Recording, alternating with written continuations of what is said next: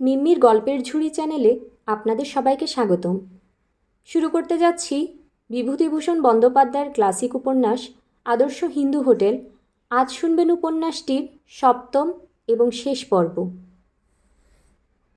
হাজারি গ্রামের মধ্যে ঢুকিয়া শ্রীচরণ ঘোষের বাড়ি খুঁজিয়া বাহির করিল। শ্রীচরণ ঘোষ বাড়িতেই ছিল। হাজারিকে দেখিয়া চিনিতে পারিল তখনই। এসব স্থানে কালে ভদ্রে লোকজন আসে, কাজে মানুষের মুখ মনে থাকে অনেক দিন। বউটি সংবাদ পাইয়া ছুটিয়া আসিল। গলায় আঁচল দিয়া প্রণাম করিয়া বলিল, বলেছিলেন যে 2 মাসের মধ্যে আসবেন খুড়োমশাই। 2 বছর 2.5 বছর হয়ে গেল যে, মনে পড়ল এতদিন পরে মেয়ে বলে। তা তো পড়ল মা, এসো সাবিত্রী সমান হও মা। বেশ ভালো আছো? আপনি যেরকম রেখেছেন আপনাদের বাড়ির সব ভালো খুড়োমশাই? তা এখন একরকম ভালো। কুসুম দিদির সঙ্গে দেখা হয়েছিল, ভালো আছে? হ্যাঁ ভালো আছে। আমার কথা বলেছিলেন? হাজারি বিপদে পড়িল। ইহার এখান হইতে সেবার সেই যাইবার পরে গোপালনগরে চাকরি করিল অনেক দিন। তারপর কতদিন পরে রানাঘাটে গিয়া কুসুমের সহিত দেখা, ইহার কথা তখন কি আর মনে ছিল? ঠিক মনে পড়ছে না বলেছিলাম কি না। নানা কাজে ব্যস্ত থাকি, সবসময় সব কথা মনেও পড়ে না ছাই। বুড়োও হয়েছি তো মা। আহা, বুড়ো হয়েছেন না আরও কিছু? আমার পিসে মশায়ের চেয়ে আপনি তো কত ছোট। কে, গঙ্গাধর? হ্যাঁ, তা গঙ্গাধর আমার চেয়ে অন্তত 16-17 বছরের বড়। বসুন খুড়োমশাই, আমি আপনার হাত পা ধোয়ার জল আনি। শ্রীচরণ ঘোষ তামাক সাজিয়ে আনিয়া হাতে দিয়া বলিল, আপনি তো দা ঠাকুর বৌমার বাপের বাড়ির গায়ের লোক, সব শুনেছি আমরা। সেবার আপনি চলে গেলেন, বৌমা সব পরিচয় দিলেন।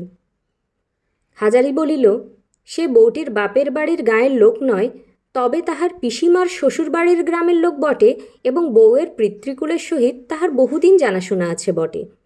শ্রীচরণ বলিল, দা ঠাকুর আমরা ছোট জাত, বলতে সাহস হয় না।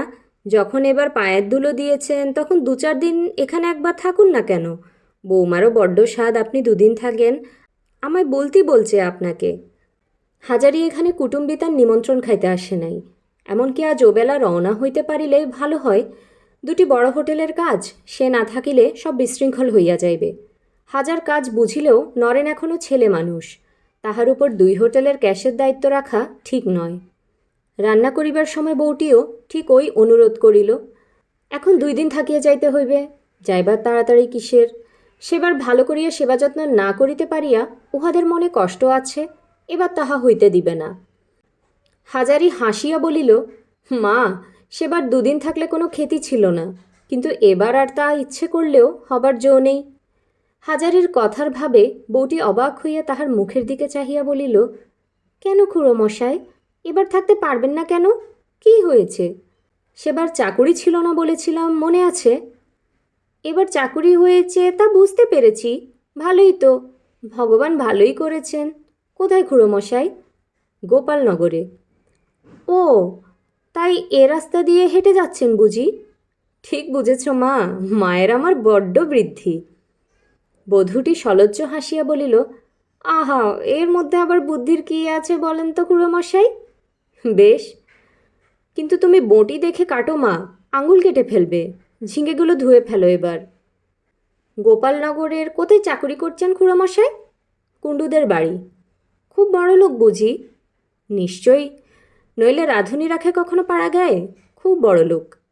ওদের বাড়ি পুজো হয় খুড়োমশাই?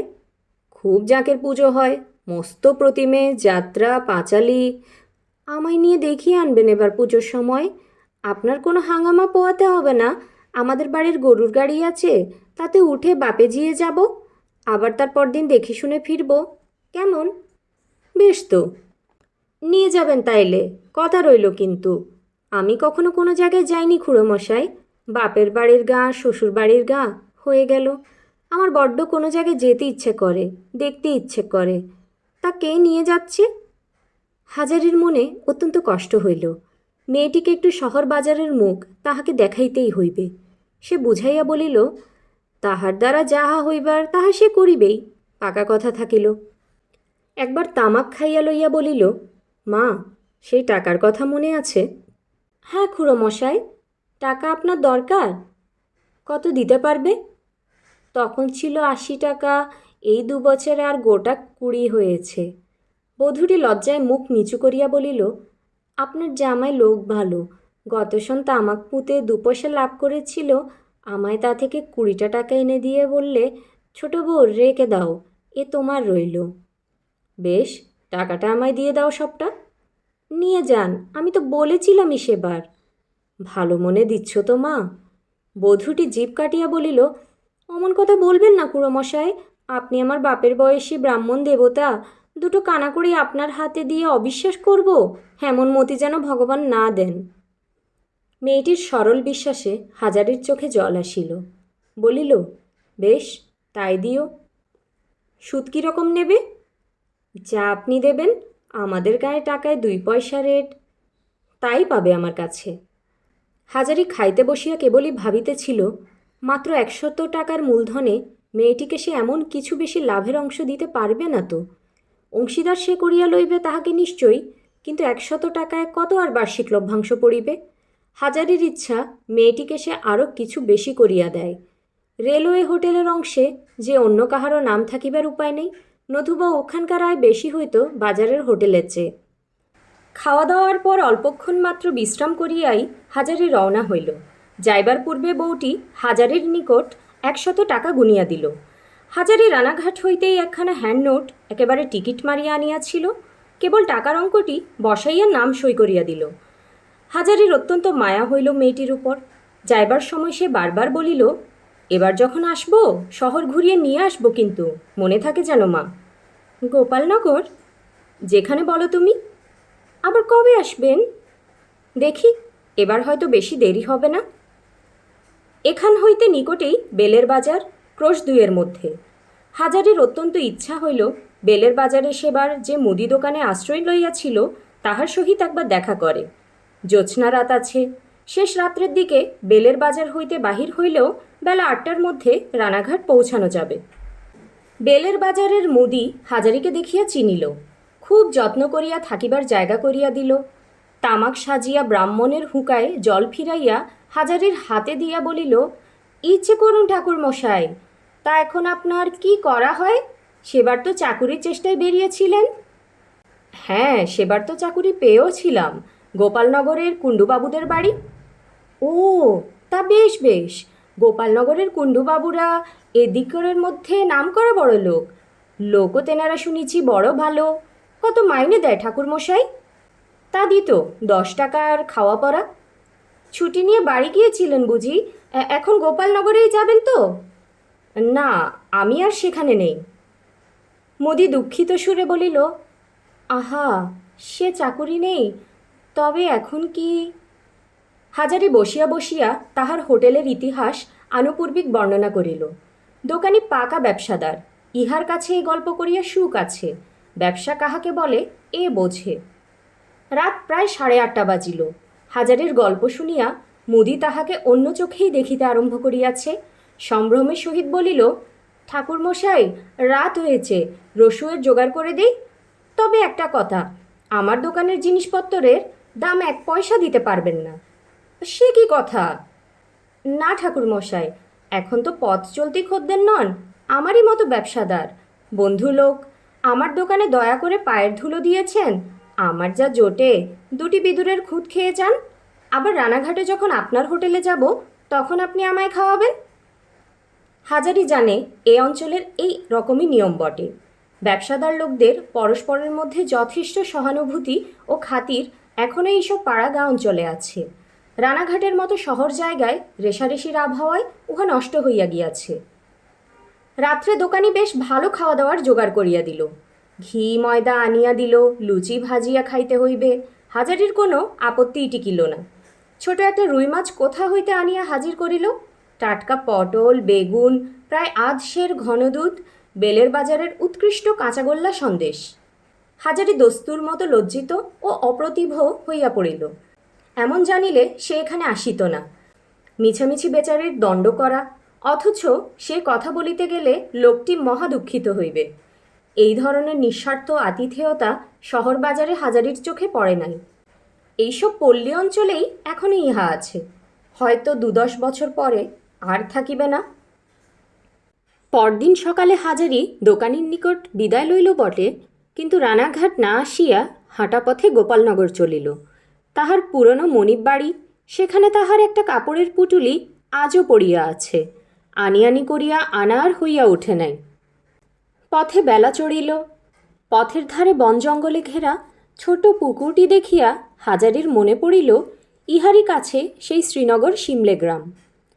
হাজারি গ্রামের মধ্যে ঢুকিল। তাহার বড় ইচ্ছা হইল সেবার যাহার বাড়িতে আশ্রয় লইয়াছিল সেই ভদ্রলোকের সঙ্গে দেখা করিয়া তবে যাইবে। অনেকদিন পরে যখন এ পথে আসিয়াছে, তখন তাহার সংবাদ লওয়াটা দরকার বটে। বিহারী বাণুজ্য মশাই বাড়িতেই ছিলেন। এই 2 বৎসরে চেহারা তাহার আরও ম্যালেরিয়া শীর্ণ হইয়া পড়িয়াছে, মাথার চুল সবগুলি পাকিয়া গিয়াছে, সম্মুখের 2-1টি দাঁত পড়িয়াছে। বাণুজ্য মশাই হাজারিকে দেখিয়া চিনিতে পারিলেন। গ্রাম্য অতিথেয়তার কোনো ত্রুটি হইল না। তখনই হাত পা ধুইবার জল আনিয়া দিলেন এবং এবেলা অন্তত থাকিয়া আহার না করিয়া তাহার যে যাইবার উপায় নাই, এ কথাটিও হাজারিকে জানাইয়া দিলেন। বাড়ির সম্মুখস্থ নারিকেল গাছে ডাব পাড়িবার জন্য তখনই লোক উঠাইবার ব্যবস্থা করিলেন। গ্রামে তখনই লোক ছিল না তত। এই 2 বছরে যেন আরও জনশূন্য হইয়া পড়িয়াছে। বাণুজ্য মশায়ের বাড়ির উত্তর দিকের বাঁশবনের ওপারে সেবার এক ঘর গৃহস্থ ছিল, হাজারির মনে আছে। এবার সেখানে শূন্য ভিটা পড়িয়া আছে। বিহারী বাণুজ্য বলিলেন, কে, দুলাল তো? না, ওদের আর কেউ নেই। দুলাল আর তার ভাই নেপাল এক কার্তিক মাসে মারা গেল। দুলালের বউ বাপের বাড়ি চলে গেল ছেলেটা মেয়েটার হাত ধরে, আর নেপাল তো বিয়েই করেনি, কাজেই ভিটে সমভূম হয়ে গেল, আর গা শুদ্ধ হয়েছে এই দশা। তা আপনি আসবেন বলেছিলেন, আসুন না। ওই দুলালের ভিটেতে ঘর তুলুন, কিংবা চলে আসুন, আমার এই রাস্তার ধারের জমি দিচ্ছি আপনাকে। আমাদের গায়ে এখন লোকের দরকার। আপনি আসুন, খুব ভালো ধানের জমি দেব আপনাকে, আর আম কাঁঠালের বাগান। কত চান? বড় বড় আম কাঁঠালের বাগান পড়ে রয়েছে ঘোর জঙ্গল হয়ে পূব পাড়ায়। লোক নেই মশায়, কে ভোগ করবে আম কাঁঠালের বাগান? আপনি আসুন, 4খানা বড় বড় বাগান আপনাকে জমা দিয়ে দিচ্ছি। আমাদের গায়ের মতো খাদ্য সুখ কোথাও পাবেন না, আর এত সস্তা। দুধ বলুন, ফল ফুলুরি বলুন, মাছ বলুন, সব সস্তা। হাজারি ভাবিল, জিনিস সস্তা না হইয়া উপায় কি? কিনিবার লোক কে আছে? একটা কথা তাহার মনে হওয়াতে সে বিহারী বাণুজ্যকে জিজ্ঞাসা করিল, গায়ে লোক নেই তো জিনিসপত্র তৈরি করে কে? এই তরি তরকারি, দুধ? বাণুজ্য মশাই বলিলেন, ওই যে, আপনি বুঝতে পারলেন না? ভদ্রলোক মরে হেজে যাচ্ছে, কিন্তু চাষা লোকের বাড়বাড়ন্ত খুব। সিমলে গায়ের বাইরে মাঠের মধ্যে দেখবেন 100 ঘর চাষি, কাওড়া আর বুনোর বাসা। ওদের মধ্যে মশায় ম্যালেরিয়া নেই। যত রোগবালাই সব কি এই ভদ্রলোকের পাড়ায় মশায়? পাড়াকে পাড়া উজড় করে দিলে একেবারে রোগে। বিহারী বাণুজ্যের 4টি ছেলে। বড় ছেলেটির বছরখানেক হইল বিবাহ দিয়াছেন। বলিলেন, সে ছেলেটির স্বাস্থ্য এত খারাপ যে হাজারির মনে হইল এ গ্রামে আর 2-3 বছর এভাবে যদি ছেলেটি কাটায়, তবে বাণুজ্য মশাইয়ের পুত্রবধূকে কপালে সিঁদুর এবং হাতের নোয়ার মায়া কাটাইতেই হইবে। কিন্তু সে ছেলেটির বাড়ি ছাড়িয়া কোথাও যাইবার উপায় নাই। জমি জমা, চাষাবাদের সমস্ত কাজই তাহাকে দেখিতে হয়। বৃদ্ধ বাণুজ্য মশাই একরূপ অশক্ত হইয়া পড়িয়াছেন। বড় ছেলেটি একমাত্র ভরসা। তাহার উপর ছেলেটির লেখাপড়া এমন কিছু জানে না যে বিদেশে বাহির হইয়া অর্থ উপার্জন করিতে পারে। তাহার বিদ্যার দৌড় গ্রামের উচ্চ প্রাথমিক পাঠশালা পর্যন্ত। শুধু তাহার কেন, অন্য ছেলেগুলিরও তাই। তবু হাজারি বলিল, বাণুজ্য মশাই, একটা কথা বলি। আপনি যদি কিছু মনে না করেন, আপনার একটি ছেলেকে আমি রানাঘাটে নিয়ে গিয়ে হোটেলের কাজে ঢুকিয়ে দিতে পারি, ক্রমে বেশ উন্নতি করতে পারে। বিহারী বাণুজ্য বলিলেন, ভাত বেচা হোটেলে? না, মাফ করবেন, ওসব আমাদের দ্বারা হবে না। আমাদের বংশে ওসব কখনো, ও কাজ আমাদের নয়। হাজারি আর কিছু বলিতে সাহস করিল না। শ্রীনগর সিমলে হইতে বাহির হইয়া যখন আবার বড় রাস্তায় উঠিল, তখন সেবারকারের মতোই সে হাঁপ ছাড়িয়া বাঁচিল। অমন নিরুপদ্রব নিশ্চিন্ত সুখ মৃত্যুর সামিল, হো সুখ তাহার সহ্য হইবে না। গোপালনগরে পৌঁছিতে বেলা 5টা বাজিল। গোপালনগরের কুণ্ডুবাড়ি পৌঁছিতেই হাজারি যথেষ্ট খাতির পাইল। কুণ্ডুদের বড়কর্তা খুশি হইয়া বলিলেন, আরে হাজারি ঠাকুর যে, কোথায় ছিলেন এতদিন? আসুন আসুন। বাড়ির মেয়েরাও খুশি হইল। হাজারি ঠাকুরের রান্না সম্বন্ধে নিজেদের মধ্যে আজও তাহারা বলাবলি করে। লোকটা যে গুণী এই বিষয়ে বাড়ির লোকদের মধ্যে মতভেদ নাই। ইহারা হাজারির পুরানো মনিব, সুতরাং সে ইহাদের ন্যায্য প্রাপ্য সম্মান দিতে ত্রুটি করিল না। বড়বাবুর স্ত্রী বলিলেন, ঠাকুরমশাই, দুদিনের ছুটি নিয়ে গেলেন, আর 2 বছর দেখা নেই, ব্যাপার কি বলুন তো? মাইনে বাকি তাও নিলেন না, হয়েছিল কি? ইহারা ব্রাহ্মণকে যথেষ্ট সম্মান করিয়া থাকে। রসুইয়ে ব্রাহ্মণের প্রতিও সে সম্মান প্রদর্শনের কার্পণ্য নাই।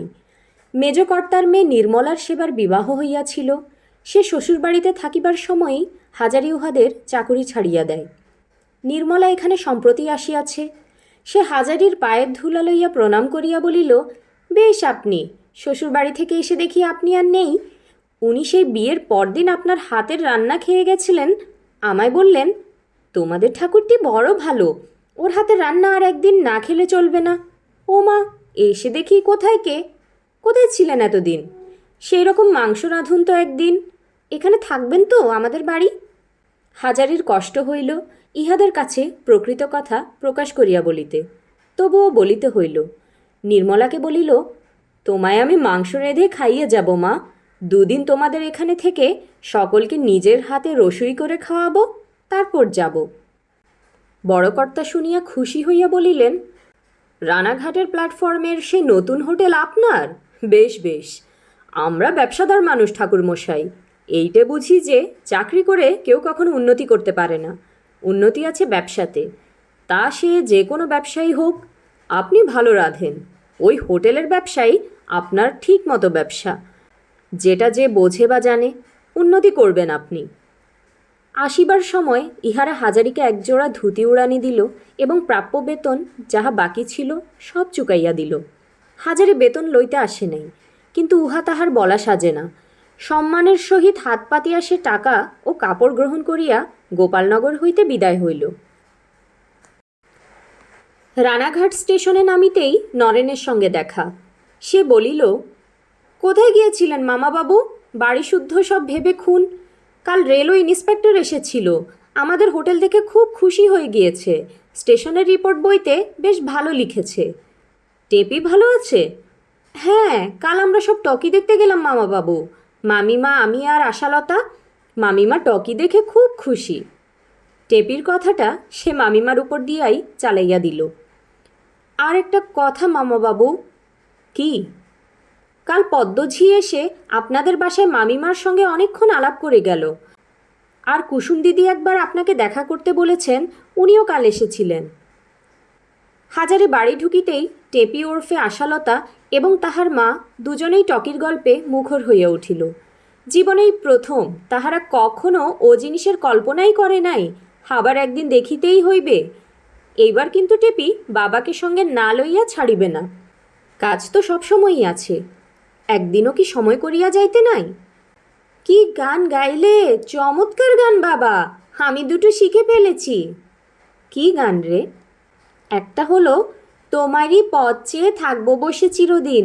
চমৎকার সুর বাবা, শুনবে? বেশ গাইতে পারি এটা। থাক, এখন আর দরকার নেই, অন্য সময়, এখন একটু কাজ আছে। টেপি মনক্ষুণ্ণ হইল। এমন গানটা বাবাকে শোনাইতে পারিলে খুশি হইত। তা নয়, বাবার সবসময় কেবল কাজ আর কাজ। টেপির মা বলিল, ওগো, কাল পদ্ম বলে একটা মেয়ে এসেছিল আমার সঙ্গে দেখা করতে, বেশ লোকটা। ওদের হোটেলে তুমি নাকি কাজ করতে? হাজারি আগ্রহের সহিত জিজ্ঞাসা করিল, কি বললে পদ্ম দিদি? গল্প করলে বসে, পান সেজে দিলাম খেলে, ওদের সে হোটেল উঠে যাচ্ছে, আর চলে না, এইসব বললে। হাজারি এখনও পদ্মকে সম্ভ্রমে চোখে দেখে। পদ্ম দিদি, সেই দোর্দণ্ড প্রতাপ পদ্মদিতি তাহার বাড়িতে আসিয়াছিল বেড়াইতে, তাহার স্ত্রীর সহিত যাচিয়া আলাপ করিতে। হাজারি নিজেকে অত্যন্ত সম্মানিত বিবেচনা করিল। পদ্মঝি তাহার বাড়িতে পদধূলি দিয়া যেন তাহাকে কৃতার্থ করিয়া দিয়া গিয়াছে। টেপি বলিল, বাবা, নরেন দাদাকে আমি নেমন্তন্ন করেছি। নরেনদা বলেছে আমাকে মাংস রেঁধে খাওয়াতে হবে, তুমি মাংস এনে দাও। হাজারি এদিকের সব কাজ মিটাইয়া কুসুমের বাড়ি যাইবার জন্য রওনা হইল। পথে হঠাৎ পদ্মঝিয়ের সঙ্গে দেখা। পদ্মঝিয়ের পরনে মলিন বস্ত্র, কখনো হাজারি জীবনে যাহা দেখে নাই। হাজারি বলিল, হাতে কি পদ্ম দিদি, যাচ্ছ কোথায়? পদ্ম হাজারিকে দেখিয়া দাঁড়াইল, বলিল, ঠাকুর মশাই কবে ফিরলে? হাতে তেঁতুল, একটু নিয়ে এলাম হোটেল থেকে। হাজারি মনে মনে হাসিল। হোটেল হইতে লুকাইয়া জিনিস সরাইবার অভ্যাস এখনো যায় নাই পদ্ম দিদির। হাজারি পাশ কাটাইয়া চলিয়া যাইবার চেষ্টা করিল, কিন্তু পদ্ম বলিল, শোনো, দাঁড়াও না ঠাকুর মশাই, কাল তোমাদের বাসে গিয়েছিলাম যে, বলেনি বৌদিদি? হ্যাঁ হ্যাঁ, বলেছিল বটে। বৌদিদি লোক বড় ভালো, আমার সঙ্গে কত গল্প করলে। আর একদিন যাব। বাহ, যাবে বই কি পদ্ম দিদি, তোমাদেরই বাড়ি, যখন ইচ্ছে হয় যাবে। হোটেল কেমন চলছে? তা মন্দ চলছে না, একরকম চলছে। বেশ বেশ, তাহলে এখন আসি পদ্ম দিদি। হাজারি চলিয়া গেল। ভাবিল, এরকম চলছে বললে, অথচ কাল বাড়িতে বসে গল্প করে এসেছে, হোটেল আর চলে না, উঠে যাবে। পদ্ম দিদি ভাঙে তো, মচকায় না। কুসুমের বাড়িতে হাজারি অনেকক্ষণ কথাবার্তা বলিল। কথায় কথায় নতুন গাঁয়ের বধূটির কথা মনে পড়াতে হাজারি বলিল, ভালো কথা কুসুম্মা, চেনো? এরশোলার বনমালীর স্ত্রীর ভাইজি, তোমাকে দিদি বলে ডাকে একটি মেয়ে, বিয়ে হয়েছে নতুন গা। কুসুম বলিল, খুব চিনি, ওর নাম তো সুবাসিনী। ওকে কি করে জানলেন জ্যাঠামশাই?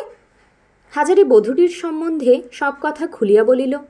তাহার টাকা লইয়া আসা, হোটেলে তাহাকে অংশীদার করার সংকল্প।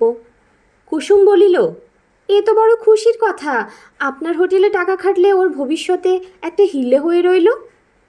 কিন্তু যদি আজ মরে যাই মা, তখন কোথায় থাকবে হোটেল?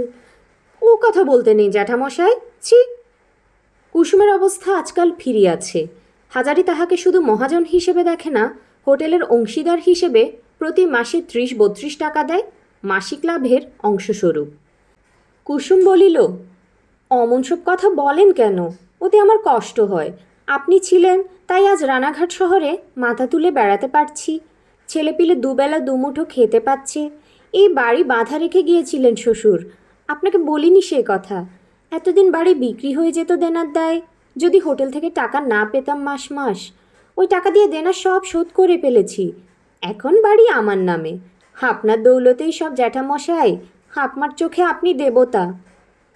হাজারি বলিল, আজ উঠি মা, একবার স্টেশনের হোটেলটাতে যাব। একদল বড়লোক টেলিগ্রাম করেছে কলকাতা থেকে, দার্জিলিং মেলের সময় এখানে খানা খাবে। তাদের জন্য মাংসটা নিজে রাখব, তারে তাই লেখা আছে। দার্জিলিং মেলে 4-5টি বাবু নামিয়া হাজারির রেলওয়ে হোটেলে খাইতে আসিল। হাজারি নিজের হাতে মাংস রান্না করিয়াছিল। উহারা খাইয়া অত্যন্ত খুশি হইয়া গেল। হাজারিকে ডাকিয়া আলাপ করিল। উহাদের মধ্যে একজন বলিল, হাজারি বাবু, আপনার নাম কলকাতায় পৌঁছেছে, জানেন তো? বড় ঘরে যারা 50 টাকা মাইনের ঠাকুর রাখে, তারা জানে রানাঘাটের হিন্দু হোটেলের হাজারি ঠাকুর খুব বড় রাঁধুনি। আমাদের সেইটে পরীক্ষা করে দেখবার জন্য আজ আপনার এখানে আসা। তারে বলাও ছিল যাতে আপনি নিজে রাঁধেন। বড় খুশি হয়েছি খেয়ে। ইহার কয়েকদিন পর একখানা চিঠি আসিল কলিকাতা হইতে। সেদিন যাহারা রেলওয়ে হোটেলে খাইয়া গিয়াছিল, তাহারা পুনরায় দেখা করিতে আসিতেছে আজ ওবেলা, বিশেষ জরুরি দরকার আছে। 3:30টার কৃষ্ণনগর লোকালে 2 জন ভদ্রলোক নামিল। তাহাদের একজন সেদিনকার সেই লোকটি, যে হাজারির রান্নার অত সুখ্যাতি করিয়া গিয়াছিল। অন্য একজন বাঙালি নয়, কি জাত হাজারি চিনিতে পারিল না। পূর্বের ভদ্রলোকটি হাজারির সঙ্গে অবাঙালি ভদ্রলোকটির পরিচয় করাইয়া দিয়া হিন্দিতে বলিল, এর কথাই বলেছিলাম আপনাকে, এই সে হাজারি ঠাকুর। অবাঙালি ভদ্রলোকটি হাসি মুখে হিন্দিতে কি বলিলেন হাজারি ভালো বুঝিল না। বিনীতভাবে বাঙালি বাবুটিকে বলিল যে সে হিন্দি বুঝিতে পারে না। বাঙালি বাবুটি বলিলেন, শুনুন হাজারি বাবু, কথাটা বলি। আমার বন্ধু ইনি গুজরাটি, বড় ব্যবসাদার, ধুরন্ধর খাড্ডে কোম্পানির বড় অংশীদার। জিআইপি রেলের সব হিন্দু রেস্টুরেন্টের কন্ট্রাক্টর হলো খাড্ডে কোম্পানি। ওরা আপনাকে বলতে এসেছে ওদের সব হোটেলের রান্নার দেখাশোনা তদারক করবার জন্য 150 টাকা মাইনেতে আপনাকে রাখতে চায়। 3 বছরের এগ্রিমেন্ট, আপনার সব খরচ, রেলের যে কোনো জায়গায় আসা যাওয়া, একজন চাকর ওরা দেবে, বম্বেতে ফ্রি কোয়ার্টার দেবে। যদি ওদের নাম দাঁড়িয়ে যায় আপনার রান্নার গুণে, আপনাকে একটা অংশ ওরা দেবে। আপনি রাজি? হাজারি নরেনকে ডাকিয়া আলোচনা করিল আড়ালে। মন্দ কি, কাজকর্ম এদিকে যাহার হইল নরেন দেখাশোনা করিতে পারে। খরচা বাদে মাসে অতিরিক্ত 150 টাকা কম নয়। তাছাড়া হোটেলের ব্যবসা সম্বন্ধে খুব একটা অভিজ্ঞতা লাভের সুযোগ এটি। এ হাতছাড়া করা উচিত হয় না, নরেনের ইহাই মত। হাজারি আসিয়া বলিল, আমি রাজি আছি। কবে যেতে হবে বলুন, কিন্তু একটা কথা আছে, হিন্দি তো আমি অত জানি নে, কাজ চালাবো কী করে? বাঙালিবাবু বলিলেন, সেজন্য ভাবনা নেই, 2 দিন থাকলেই হিন্দি শিখে নেবেন। সই করুন এ কাগজে, এই আপনার কন্ট্রাক্ট ফর্ম, এই অ্যাপয়েন্টমেন্ট লেটার। 2 জন সাক্ষী ডাকুন। যদু বাণুজ্যকে ডাকিয়া আনা হইল হোটেল হইতে, অন্য সাক্ষী নরেন। কাগজপত্রের হাঙ্গামা চুকিয়া গেলে উহারা চা পানে আপ্যায়িত হইয়া ট্রেনে উঠিল। বাঙালি ভদ্রলোক বলিয়া গেল, মে মাসের 1 জয়েন করতে হবে আপনাকে বোম্বেতে। আপনার ইন্টার ক্লাস রেলওয়ে পাস আসছে, আর আমাদের লোকে আপনাকে সঙ্গে করে বোম্বে পৌঁছে দেবে। তৈরি থাকবেন, আর 15 দিন বাকি। হাজারি স্টেশন হইতে বাইর হইয়াই কুসুমের সঙ্গে একবার দেখা করিবে ভাবিল। এত বড় কথাটা কুসুমকে বলিতেই হইবে আগে। বোম্বাই, সে বোম্বাই যাইতেছে 150 টাকা মাহিনায়? বিশ্বাস হয় না, সব যেন স্বপ্নের মতো ঘটিয়া গেল। টাকার জন্য নয়, টাকা এখানে সে মাসে 150 টাকার বেশি ছাড়া কম রোজগার করে না, কিন্তু মানুষের জীবনে টাকাটাই কি সব? 5টা দেশ দেখিয়া বেড়ানো, 5 জনের কাছে মান খাতির পাওয়া, নূতন্তর জীবনযাত্রার আস্বাদ, এসবই তো আসল। পেছন হইতে যদু বাণুজ্যে ডাকিল, ও হাজারি ভায়া, হাজারি ভায়া শোনো, হাজারি ভায়া। হাজারি কাছে যাইতেই যদু বাণুজ্যে রানাঘাটের হোটেলের মালিকদের মধ্যে সর্বাপেক্ষা সম্ভ্রান্ত ব্যক্তি যে, সেই যদু বাণুজ্যে স্বয়ং নিচু হইয়া হাজারির পায়ের ধুলো লইতে গেল। বলিল, ধন্যি, খুব দেখালে ভায়া, হোটেল করে তোমার মতো ভাগ্যে কারো ফেরেনি। পায়ের ধুলো দাও, তুমি সাধারণ লোক নও দেখছি। হাজারি হাহা করিয়া উঠিল, কি করেন বাণুজ্য মশাই, আমার দাদার সমান আপনি। ও কি আপনাদের বাপ মায়ের আশীর্বাদে, আপনাদের আশীর্বাদে একরকম করে খাচ্ছি। যদু বাণুজ্যে বলিল, এসো না ভায়া গরিবের হোটেলে একবার, 1 ছিলিম তামাক খেয়ে যাও, এসো। যদু বাণুজ্যের অনুরোধ হাজারি এড়াইতে পারিল না। যদু চা খাওয়াইল, ছানার জিলাপি খাওয়াইল, নিজের হাতে তামাক সাজিয়া খাইতে দিল। স্বপ্ন না সত্য? এই যদু বাণুজ্যে একদিন নিজের হোটেলে কাজ করিবার জন্য না ভাঙাইতে গিয়াছিল? তাহার মনিবের দরের মানুষ ছিল 3 বছর আগেও। না, যথেষ্ট হইল তাহার জীবনে, ইহার বেশি আর সে কিছু চায় না। রাধাবল্লভ ঠাকুর তাহাকে অনেক দিয়াছেন, আশার অতিরিক্ত দিয়াছেন।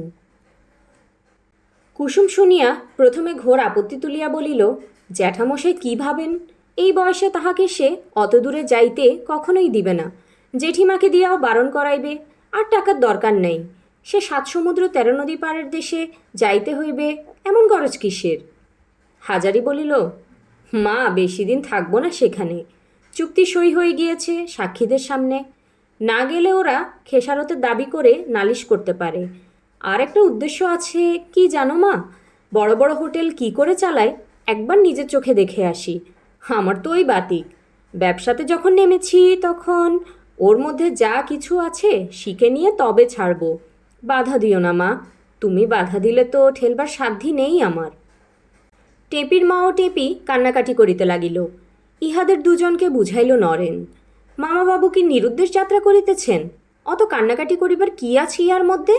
বোম্বে তো বাড়ির কাছে, লোকে কত দূর দূরান্তর যাইতেছে না চাকুরির জন্য। সেই দিন রাত্রে হাজারি নরেনের মামা বংশীধর ঠাকুরকে ডাকিয়া বলিল, একটা কথা আছে, আমি তো আর দিন 15-র মধ্যে বোম্বাই যাচ্ছি।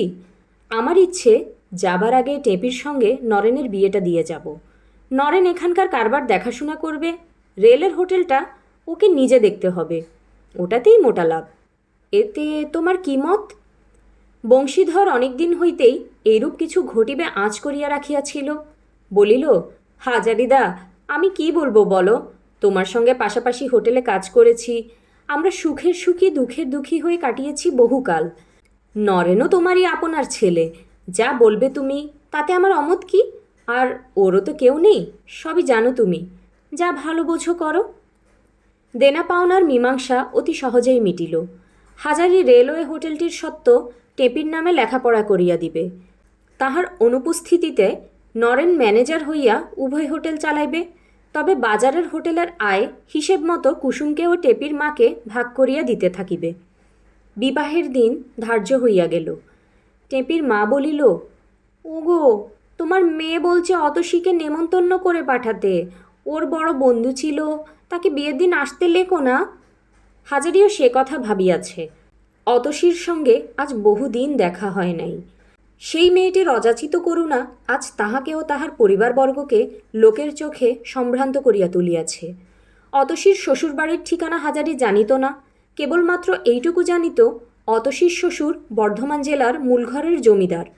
হাজারি চিঠিখানা তাহাদের গ্রামে অতসীর বাবার ঠিকানায় পাঠাইয়া দিল, কারণ সময় অত্যন্ত সংক্ষেপ। লিখিয়া ঠিকানা আনাইয়া পুনরায় পত্র লিখিবার সময় নাই। বিবাহের কয়েকদিন পূর্বে হাজারি শ্রীমন্ত কাশারির দোকানে দানের বাসন কিনিতে গিয়াছে। শ্রীমন্ত বলিল, আসুন আসুন হাজারি বাবু, বসুন। ওরে বাবুকে তামাক দে রে। হাজারি নিজের বাসনপত্র কিনিয়া উঠিবার সময় কতকগুলি পুরানো বাসনপত্র, পিতলের বালতি ইত্যাদি নূতন বাসনের দোকানে দেখিয়া বলিল, এগুলো কি হে শ্রীমন্ত? এগুলো তো পুরনো মাল, ঢালাই করবে নাকি? শ্রীমন্ত বলিল, ও কথা আপনাকে বলবো ভেবেছিলাম বাবু। ও আপনাদের পুরনো হোটেলের পদ্মঝি রেখে গেছে। হয় বন্ধক নয় বিক্রি। আপনি জানেন না কিছু? চক্রবর্তী মশাইয়ের হোটেলে যে সিল হবে আজই। মহাজন ও বাড়িওয়ালার দেনা একরাশ। তারা নালিশ করেছিল। তা বাবু, পুরানো মালগুলো নিয়ে নিন না কেন? আপনাদের হোটেলের কাজে লাগবে। বড় ডেকচি, পেতলের বালতি, বড় গামলা সস্তা দরে বিক্রি হবে। ও বন্ধকি মালের হ্যাঙ্গামা কে পোহাবে বাবু? তার চেয়ে বিক্রিই করে দেব। হাজারি এত কথা জানিত না। বলিল, পদ্ম নিজে এসেছিল? শ্রীমন্ত বলিল, হ্যাঁ, ওদের হোটেলের একটা চাকর সঙ্গে নিয়ে। হোটেল সিল হলে কাল একটা জিনিসও বার করা যাবে না দোকান থেকে, তাই রেখে গেল আমার এখানে। বলে গেল, এগুলো বন্ধক রেখে কিছু টাকা দিতেই হবে। চক্রবর্তী মশায়ের একেবারে নাকি অচল অবস্থা। বাসনের দোকান হইতে বাহির হইয়া অন্য 5টা কাজ মিটাইয়া হোটেলে ফিরিতে অনেক বেলা হইয়া গেল। একবার বেচু চক্রবর্তীর হোটেলে যাইবে ভাবিয়াছিল, কিন্তু তাহা আর ঘটিয়া উঠিল না। কুসুমে কয়দিন এ বাসাতেই বিবাহের আয়োজনের নানা রকম বড় ছোট খুচরা কাজে সারা দিন লাগিয়া থাকে। হাজারি তাহাকে বাড়ি যাইতে দেয় না। বলে, মা, তুমি তো আমার ঘরের লোক। তুমি থাকলে আমার বড় ভরসা। এখানেই থাকো এ কটা দিন। বিবাহের পূর্বদিন হাজারি অতসীর চিঠি পাইল। সে কৃষ্ণনগর লোকালে আসিতেছে। স্টেশনে যেন লোক থাকে। আর কেহ অতসীকে চেনে না। কে তাহাকে স্টেশন হইতে চিনিয়া আনিবে? হাজারি নিজেই বৈকাল 5টার সময় স্টেশনে গেল। ইন্টার ক্লাস কামরা হইতে অতসী আর তাহার সঙ্গে একটি যুবক নামিল।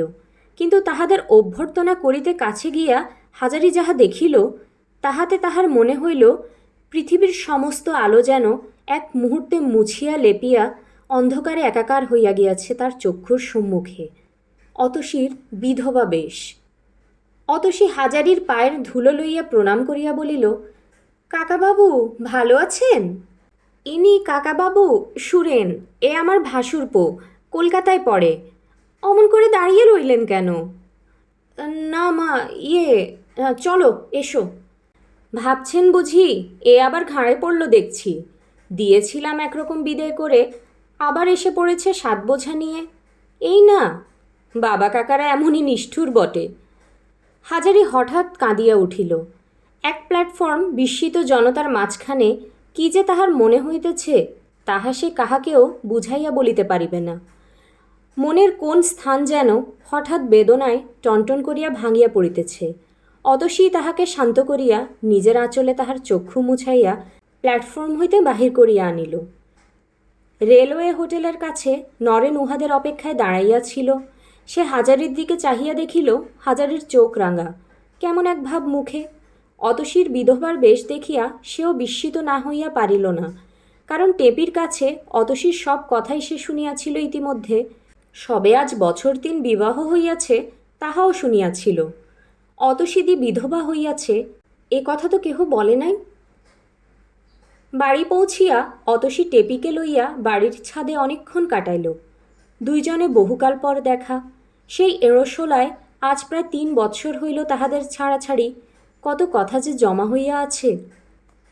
টেপি চোখের জল ফেলিল বাল্যসখীর এই অবস্থা দেখিয়া। অতসী বলিল, তোরা যদি সবাই মিলে কান্নাকাটি করবি তাহলে কিন্তু চলে যাব, ঠিক বলছি। এলাম বাপ মায়ের কাছে, বোনের কাছে একটু জুড়োতে, না কেবল কান্না আর কেবল কান্না। সরে আয়, তোর এই দুলজোড়াটা পর তো দেখি কেমন হয়েছে, আর এই ব্রেসলেটটা দেখি হাত। টেপি হাত ছিনাইয়া লইয়া বলিল, এ তোমার ব্রেসলেট অতসীদি, এ আমায় দিতে পারবে না, কখনো না। তাহলে আমি মাথা কুটবো এ ছাদে যদি না পড়িস। সত্যি বলছি, আমার স্বাদ কেন মেটাতে দিবি না? টেপি আর প্রতিবাদ করিল না। তাহার 2 চক্ষু জলে ভরিয়া গেল। ওদিকে অতসী তাহার ডান হাত ধরিয়া তখন ঘুরাইয়া ঘুরাইয়া ব্রেসলেট পরাইতেছে। হাজারি অনেক রাত্রে তামাক খাইতেছে। অতসী আসিয়া নিঃশব্দে পাশে দাঁড়াইয়া বলিল, কাকাবাবু। হাজারি চমকিয়া উঠিল, বলিল, অতসী মা, এখনো শোওনি? না কাকাবাবু, আজ তো সারাদিন আপনার সঙ্গে একটা কথাও হয়নি, তাই এলাম। হাজারি দীর্ঘ নিঃশ্বাস ফেলিয়া বলিল, এমন জানলে তোমায় আনতাম না মা, আমি কিছুই শুনিনি, কতদিন গায়ে যায়নি তো। তোমার এ বেশ চোখে দেখতে কি নিয়ে এলাম মা তোমায়। অতসী চুপ করিয়া রহিল। হাজারির স্নেহশীল পিতৃহৃদয়ের সান্নিধ্যের নিবিড়তায় সে যেন তাহার দুঃখের সান্ত্বনা পাইতে চায়। হাজারি সস্নেহে তাহাকে কাছে বসাইল। কিছুক্ষণ কেহই কথা বলিল না। পরে অতসী বলিল, কাকাবাবু, আমি একদিন বলেছিলাম আপনার হোটেলের কাজেই উন্নতি হবে, মনে আছে? সব মনে আছে অতসীমা, ভুলিনি কিছুই।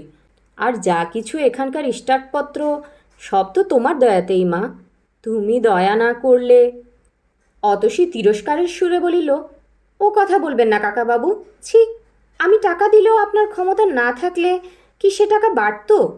3 বছরের মধ্যে এত বড় জিনিস করে ফেলতে পারতো অন্য কেউ আনাড়ি লোক।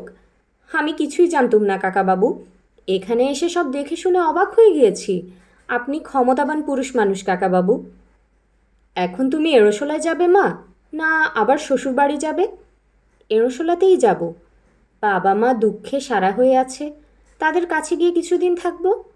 জানেন কাকাবাবু, আমার ইচ্ছে দেশে এমন একটা কিছু করব যাতে সাধারণের উপকার হয়। বাবার টাকা সব এখন আমিই পাবো, শ্বশুরবাড়ি থেকেও টাকা পাবো, কিন্তু এ টাকার আমার কোনো দরকার নেই কাকাবাবু। 5 জনের উপকারের জন্য খরচ করেই সুখ। যা ভালো বোঝো মা, করো। আমি তোমায় কি বলবো? কাকাবাবু, আপনি বোম্বে যাচ্ছেন নাকি? হ্যাঁ মা। অতসী ছেলে মানুষের মতো আবদারের সুরে বলিল, আমায় নিয়ে যাবেন সঙ্গে করে? বেশ বাপে ঝিয়ে থাকবো, আপনাকে রেঁধে দেব। আমার খুব ভালো লাগে দেশ বেড়াতে। যেও মা, এবারটা নয়, আমি 3 বছর থাকবো সেখানে, দেখি কীরকম সুবিধা অসুবিধে হয়, এরপর যেও। ঠিক কাকাবাবু, কেমন মনে থাকবে তো? ঠিক মনে থাকবে। যাও এখন শো গিয়ে মা, অনেক কষ্ট হয়েছে গাড়িতে, সকাল সকাল বিশ্রাম করো গিয়ে। পরদিন বিবাহ। টেপির নরম হাতখানি নরেনের বলিষ্ঠ পেশিবদ্ধ হাতে স্থাপন করিবার সময় হাজারির চোখে জল আসিল। কতদিনের স্বাদ এতদিনে ঠাকুর রাধাবল্লভ পূর্ণ করিলেন। বংশীধর ঠাকুর বরকর্তা সাজিয়া বিবাহ মজলিসে বসিয়াছিল। সেও সে সময়টা আবেগপূর্ণ কণ্ঠে বলিয়া উঠিল, হাজারিদা। কাছাকাছি সব হোটেলের রাঁধুনি বামুনেরা তাহাদের আত্মীয় স্বজন লইয়া বরযাত্রী সাজিয়া আসিয়াছে। এ বিবাহ হোটেলের জাতের, ভিন্ন জগতের কোনো লোকের নিমন্ত্রণ হয় নাই ইহাতে। ইহাদের উচ্চ কলরব, হাসি ঠাট্টা ও হাঁকডাকে বাড়ি সরগরম হইয়া উঠিল। বিবাহের পরদিন বরকনে বিদায় হইয়া গেল। বেশি দূর উহারা যাইবে না। এই রানাঘাটেরই চূর্ণির ধারে বংশীধর একখানা বাড়ি ভাড়া করিয়াছে 5 দিনের জন্য। সেখানে দেশ হইতে বংশীধরের এক দুঃসম্পর্কের বিধবা পিসি, বংশীধরের স্ত্রী মারা গিয়েছে বহুদিন, আসিয়াছেন বিবাহের ব্যাপারে। বৌভাত সেখানেই হইবে। হাজারি একবার রেলওয়ে হোটেলে কাজ দেখিতে যাইতেছে। বেলা আন্দাজ 10টা। বেচু চক্রবর্তীর হোটেলের সামনে ভিড় দেখিয়া থামিয়া গেল। কোর্টের পিয়ন বেলিফ ভিড়ের মধ্যে দাঁড়াইয়া আছে।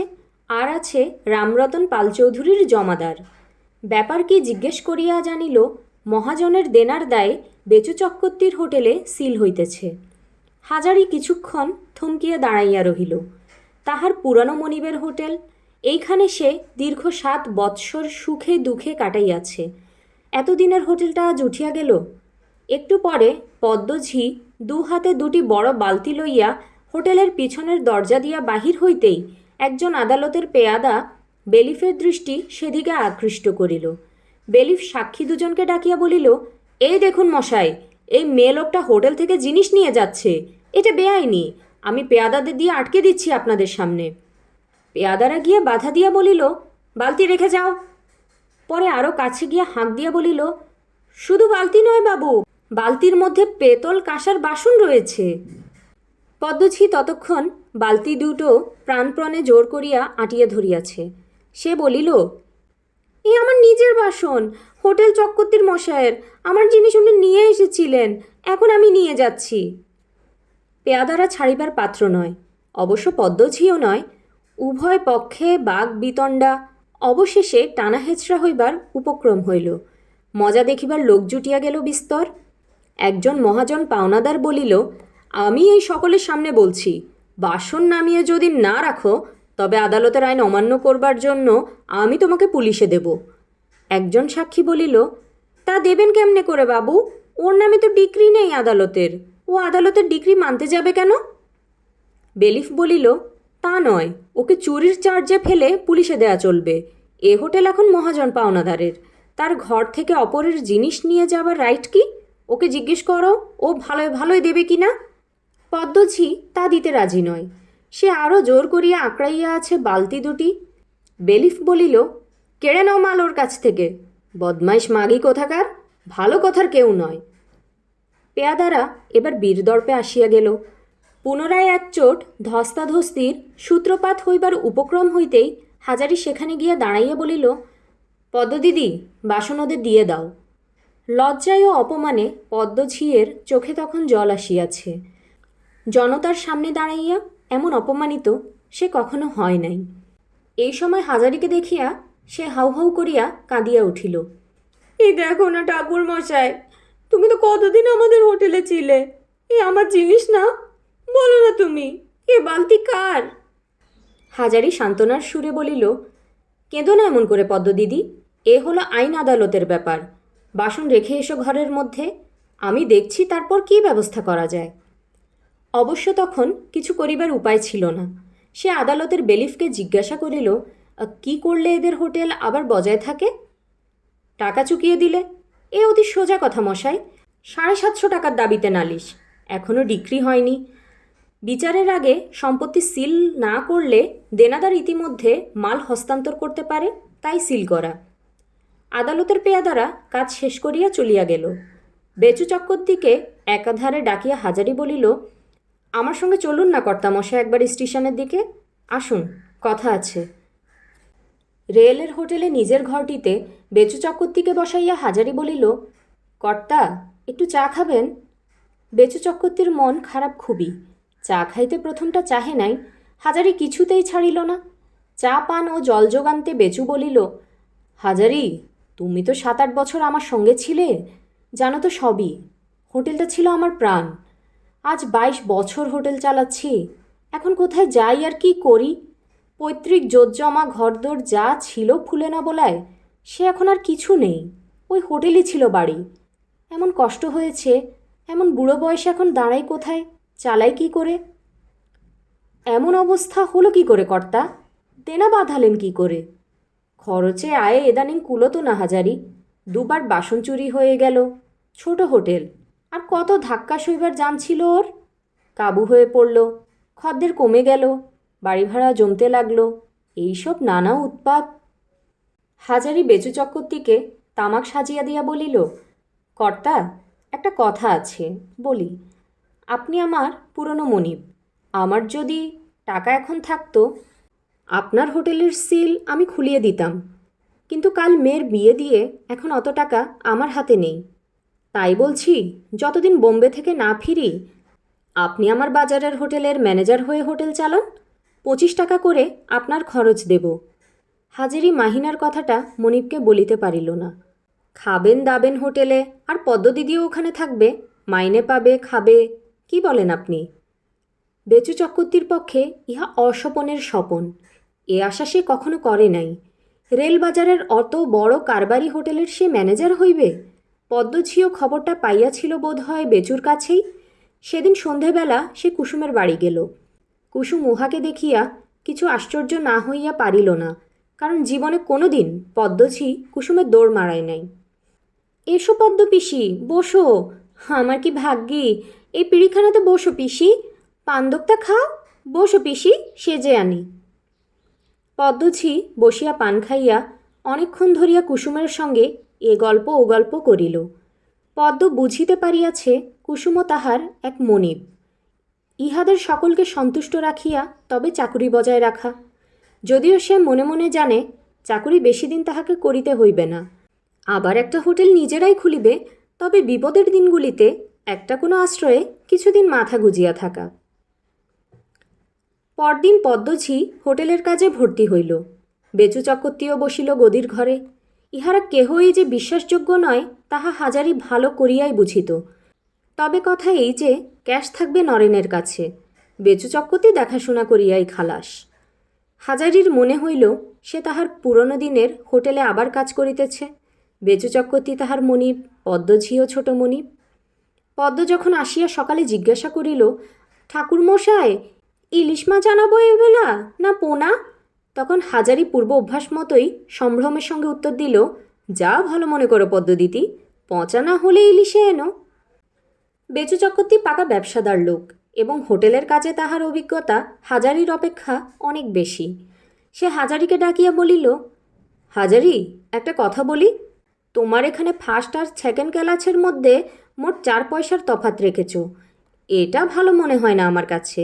এতে করে সেকেন্ড ক্লাসে খরদের কম হচ্ছে, বেশি ফার্স্ট ক্লাসে খায়, অথচ খরচ যা হয় তাদের পেছনে তেমন লাভ দাঁড়ায় না।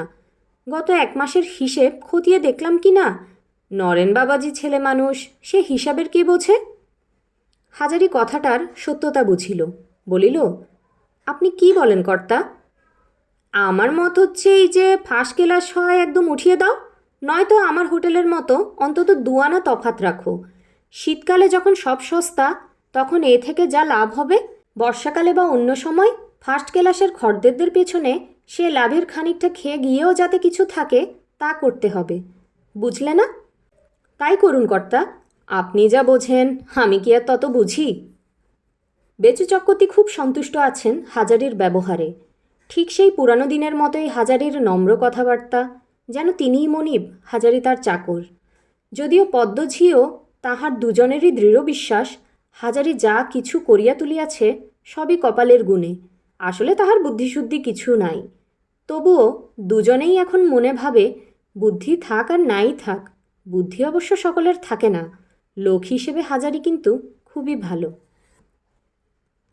সকালে উঠিয়া হাজারি এক কলিকা গাঁজা সাজিবার উদ্যোগ করিতেছে। এই সময়টা সকলের অগোচরে সে একবার গাঁজা খাইয়া থাকে। হোটেলে গিয়া আজকাল সে সুবিধা ঘটে না। এমন সময় অতসীকে ঘরে ঢুকিতে দেখিয়া সে তাড়াতাড়ি গাঁজার কলিকা ও ছাদ সরঞ্জাম লুকাইয়া ফেলিল। অতসীর মুখের দিকে চাহিয়া বলিল, কি মা? কাকাবাবু, আপনি কবে বোম্বে যাচ্ছেন? আসছে মঙ্গলবার যাব, আর 4 দিন বাকি। আমার বড্ড ইচ্ছে হচ্ছে আপনাকে নিয়ে এরশোলা যাব। আমাদের বৈঠকখানায় আবার আপনাকে আর বাবাকে চা জল খাবার এনে দেব। যাবেন কাকাবাবু? হাজারির চোখে জল আসিল। কি তুচ্ছ স্বাদ! মেয়েদের মনের এইসব অতি সামান্য আশা আকাঙ্ক্ষাই কি সবসময় পূর্ণ হয়? কি করিয়া সে এরশোলা যাইবে এখন? ছেলে মানুষ, না হয় বলিয়াই খালাস। মুখে বলিল, মা, সে হয় না, কত কাজ বাকি এদিকে, সে তো মা জানো না। নরেন ছেলে মানুষ, ওকে সব জিনিস দেখিয়ে বুঝিয়ে না দিয়ে। আজ চলুন আমায় নিয়ে, গরুর গাড়িতে আমরা বাপ মেয়েতে চলে যাই, কাল বিকেলে চলে আসবেন। তাছাড়া টেপিও বলছিল একবার গায়ে যাবার ইচ্ছে হয়েছে। চলুন কাকাবাবু, চলুন। তা নিতান্তই যদি না ছাড়ো মা, তবে পরশু সকালে গিয়ে সেই দিনই সন্ধ্যার পরে ফিরতে হবে। থাকবার একদম উপায় নেই। কারণ তার পরদিনই বিকেলে রওনা হতে হবে আমায়। বোম্বাইয়ের ডাকগাড়ি রাত 8টায় ছাড়ে বলে দিয়েছে। বৈকালে চূর্ণির ধারের নিমগাছটার তলায় হাজারি একবার গিয়া বসিল। পাছের চুন কয়লার আড়তে হিন্দুস্তানি কুলিরা সেইভাবে সুর করিয়া সমস্বরের ঠেঁট হিন্দিতে গজল গাহিতেছে। চূর্ণির খেয়াঘাটে ওপারের ফুলে নবলার হাটের হাঁটুরে লোক পারাপার হইতেছে, পুরানো দিনের মতোই সব। সে কি আজও বেচু চক্রবর্তীর হোটেলে কাজ করিতেছে? পদ্মঝিয়ের মুখ নাড়া খাইয়া তাহাকে কি এখন সদ্য আঁচ বসানো কয়লার উনুনের ধোঁয়ার মধ্যে বসিয়া ওবেলার রান্নার ফর্দ বুঝিয়া লইতে হইবে? সেই পদ্মদিদিও সেই বেচু চক্রবর্তীর সঙ্গে সকাল বেলায়ও তো কথাবার্তা হইয়াছিল। দাঁড়িপাল্লার পাল্লা বদল হইয়াছে। পুরানো দিনের সম্বন্ধগুলি ছায়াবাজির মতো অন্তর্হিত হইল কোথায়? বোম্বাই? বোম্বাই কত দূরে কে জানে? টেপিকে লইয়া, অতসী বা কুসুমকে লইয়া যদি যাওয়া যাইত, ইহারা যে কেহ সঙ্গে থাকিলে সে বিলাত পর্যন্ত যাইতে পারে। দুনিয়ার যে কোনো জায়গায় বিনা আশঙ্কায়, বিনা দ্বিধায় চলিয়া যাইতে পারে। তখনকার দিনে সে কি একবারও ভাবিয়াছিল আজকার মতো দিন তাহার জীবনে আসিবে? নরেনকে যেদিন প্রথম দেখে সেদিনই মনে হইয়াছিল যে সুন্দর ছবিটি। টেপি লাল চেলি পরিয়া নরেনের পাশে দাঁড়াইয়া, মুখে লজ্জা, চোখে চাপা আনন্দের হাসি। তখন মনে হইয়াছিল এসব দুরাশা, এও কি কখনো হয়? সবই ঠাকুর রাধাবল্লভের দয়া। নতুবা সে আবার কবে ভাবিয়াছিল যে সে বোম্বাই যাইবে 150 টাকা মাহিনার চাকুরি লইয়া? পরদিন অতসী আসিয়া আবার বলিল, কবে এরশোলা যাবেন কাকাবাবু? টেপিও যাবে বলছে, কাকিমাও বলছিলেন গা থেকে সেই আজ 2 বছর 2.5 বছর এসেছেন, আর কখনো যাননি। ওরও যাবার ইচ্ছে, একদিনের জন্য চলুন না। আবার স্বগ্রামে আসিয়া উহাদের গাড়ি ঢুকিল বহুদিন পরে। হাজারিদের বাড়িটা বাসযোগ্য নাই। খড়ের ঘর এতদিন দেখাশোনার অভাবে নষ্ট হইয়া গিয়াছে। ঝড়ে খড় উড়িয়া যাওয়ার দরুন চালের নানা জায়গায় দিয়া নীলাকাশ দিব্য চোখে পড়ে। অতসী টানাটানি করিতে লাগিল তাহাদের বাড়িতে সব শুদ্ধ লইয়া যাইবার জন্য, কিন্তু টেপির মা রাজি নয়। নিজের ঘরদোরের উপর মেয়ে মানুষের চিরকাল টান। ভাঙা ঘরের উঠোনের জঙ্গল নিজ হাতে তুলিয়া ফেলিয়া টেপির সাহায্যে ঘরের দাওয়া ও ভেতরকার মেঝে পরিষ্কার করিয়া নিজের বাড়িতেই সে উঠিল। টেপিকে বলিল, তুই বস মা, আমি পুকুরে গিয়ে একটা ডুব দিয়ে আসি। পেয়ারাতলার ঘাটে কতদিন নাইনি। পুকুরের ঘাটে গিয়া এ পাড়ার রাধু চাটুর্যের পুত্রবধূর সঙ্গে প্রথমেই দেখা। সে মেয়েটির বয়স প্রায় টেপির মায়ের সমান। দুজনে যথেষ্ট ভাব চিরকাল। টেপির মাকে দেখিয়া সে তো একেবারে অবাক। বাসন মাজা ফেলিয়া হাসি মুখে ছুটিয়া আসিয়া বলিল, ও মা, দিদি যে, কখন এলে দিদি? আর কি আমাদের কথা মনে থাকবে তোমার? এত বড়লোক হয়ে গিয়েছ সবাই বলে, গরিবদের কথা কি মনে পড়ে? দুজনে দুজনকে জড়াইয়া ধরিয়া কাঁদিয়া ফেলিল। কিছুক্ষণ পরে রাধু চাটুর্যের পুত্রবধূকে সঙ্গে লইয়া টেপির মা ঘাট হইতে ফিরিল। মেয়েটি বাড়ি ঢুকিয়া টেপিকে বলিল, চিনতে পারিস মা? ও মা, কাকিমা, আসুন আসুন। এসো মা, জন্ম এ স্ত্রী হও, সাবিত্রী সমান হও। হ্যাঁ গা, তা তোমার কেমন আক্কেল? মেয়েকে আনলে অমনি জামাইকেও আনতে হয় না? শুনেছি চাঁদের মতো জামাই হয়েছে। এ চুড়ি কে দিয়েছে দেখি মা? ক ভরি? একে কি বলে? পাশা? দেখি দেখি, কখনো শুনিও নি এসব নাম। তা একটা কথা বলি, তোমাদের রান্না এবেলা এখানে হবার উপায়ও নেই? আমাদের বাড়িতে তোমরা সবাই এবেলা 2টো ডাল ভাত। টেপি বলিল, সে হবে না কাকিমা, অতসী দিয়ে এসেছে আমাদের সঙ্গে, জানেন না? অতসীদি সবাইকে বলেছে খেতে, সেখানেই নিয়ে গিয়ে তুলেছিল আমাদের। মা গেল না। জানেন তো, মার 7 প্রাণ বাঁধা এই ভিটের সঙ্গে। রানাঘাটের অমন বাড়ি, কলের জল, শহর জায়গা, সেখানে থাকতেও মা শুধু বাড়ি বাড়ি করে। আহা, বাড়ির কি ছিরি! ফুটো খড়ের চাল, বাড়ি বললেও হয়, গোয়াল বললেও হয়। বাপের বাড়ির নিন্দে করিস নে, যা যা। আজ না হয় বড়লোক শ্বশুর হয়েছে, এই ফুটো খড়ের চালের তলায় তো মানুষ হয়েছ মা। হাসি গল্পের মধ্য দিয়া প্রায় ঘণ্টা 2 কখন কাটিয়া গেল। ইহাদের আসিবার খবর পাইয়া এ পাড়া ও পাড়ার মেয়ে মহলের সবাই দেখা করিতে আসিল। জামাইকে সঙ্গে করিয়া না আনার দরুন সকলে অনুযোগ করিল।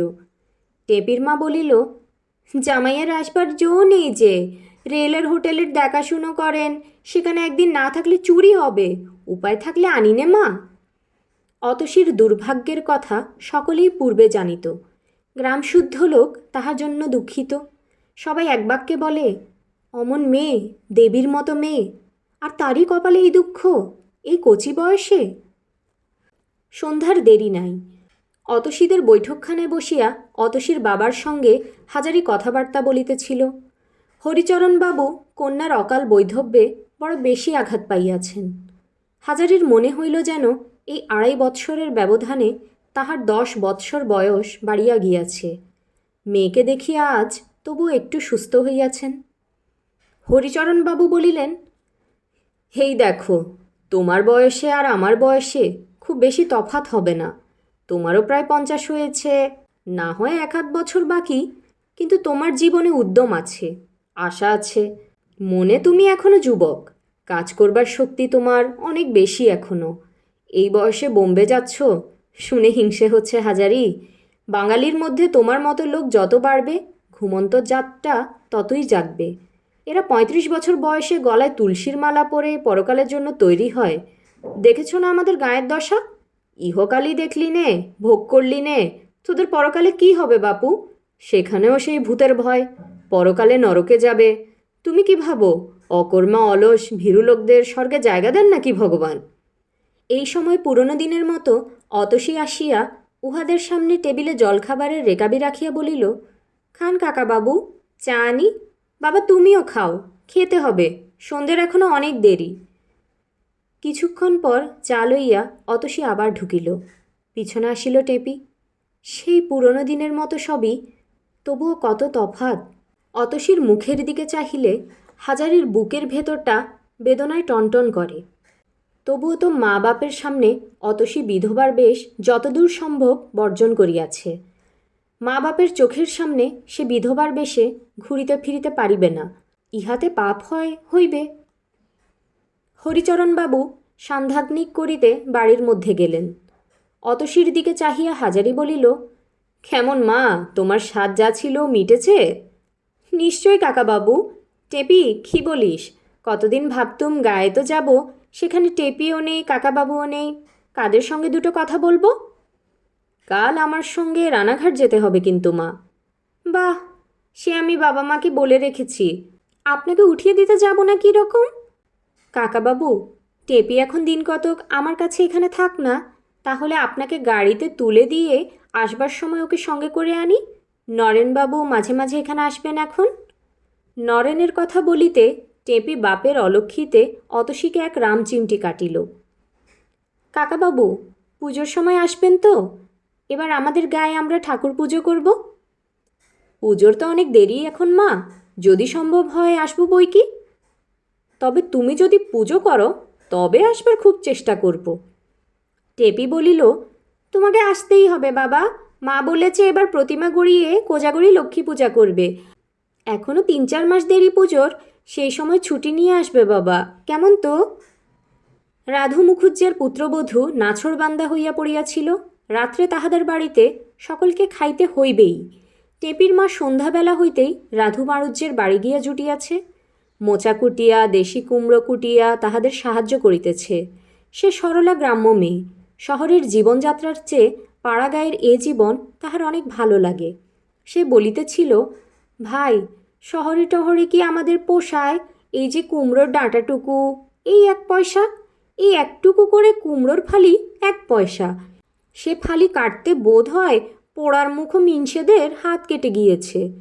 আমার ইচ্ছে কি জানো ভাই, উনি চলে গেলে আমি 3-4 দিনের মধ্যে আবার গায়ে আসবো। পুজো পর্যন্ত এখানেই থাকবো। মেয়ে জামাই থাকলো রানাঘাটের বাসায়, ওরাই সব দেখাশুনো করুক, ওদেরই জিনিস। আমার সেখানে ভালো লাগে না। স্বামীকে কথাটা বলিতে হাজারি বলিল, তোমার যা ইচ্ছা হয় করো, কিন্তু তার আগে ঘরখানা তো সারানো দরকার। ঘরে জল পড়ে ভেসে যায়, থাকবে কিসে? টেপির মা বলিল, সে ভাবনায় তোমার দরকার নাই। আমি অতসীদের বাড়ি থেকে কি ওই মুখুজ্জেদের বাড়ি থেকে ঘর সারিয়ে নেব? জামাইকে বলে যেও খরচ যা লাগে যেন দেয়। রাধু মুখুজ্জের বাড়ি রাত্রে আহারের আয়োজন ছিল যথেষ্ট। খিচুড়ি, ভাজাভুজি, মাছ, ডিমের ডালনা, বড় ভাজা, টক, দই, আম, সন্দেশ। অতসীকেও খাইতে বলা হইয়াছিল, কিন্তু সে আসে নাই। টেপি ডাকিতে গেল, কিন্তু অতসী বলিল তাহার মাথা ভয়ানক ধরিয়াছে, সে যাইতে পারিবে না। শেষ রাত্রে দুখানা গাড়ি করিয়া সকলে আবার রানাঘাট আসিল। দুপুরের পর হাজারি একটু ঘুমাইয়া লইল। ট্রেন নাকি সারা রাত চলিবে। কখনো সে অতদূর যায় নাই, অতক্ষণ গাড়িতেও থাকে নাই। ঘুম হইবে না কখনোই। যাইবার সময়ে টেপির মাও টেপি কাঁদিতে লাগিল। কুসুম ইহাদের সঙ্গে যোগ দিল। অতসী সকলকে বুঝাইতে লাগিল, ছি, কাঁদে না, ও কি কাকিমা, বিদেশ যাচ্ছেন একটা মঙ্গলের কাজ। ছি টেপি, অমন চোখের জল ফেলো না ভাই। হাজারি ঘরের বাহির হইয়াছে, সামনেই পদ্মঝি। পদ্মঝি বলিল, এখন এই গাড়িতেই যাবেন ঠাকুর মশাই? হ্যাঁ পদ্মদিদি, এবেলা খদ্দের কত?